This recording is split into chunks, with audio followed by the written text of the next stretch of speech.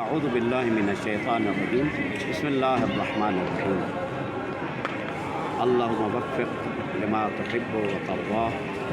پروردگار جس چیز کے لیے تو چاہتا ہے ہمیں اس میں توفیق عطا فرما، ہمیں دنیا و آخرت کی کامیابی نصیب فرما، تمام مومنین و مومنات کے اعمال کو قبولیت عطا فرما۔ ایک فقہی مسئلہ ہے، سوال ہی کیا جاتا ہے کہ جب منگنی ہو جاتی ہے لڑکی لڑکے کے درمیان تو کیا منگنی کے بعد وہ محرم بن جاتے ہیں، ایک دوسرے کو اس طرح دیکھ سکتے ہیں جس طرح میاں بیوی دیکھتے ہیں؟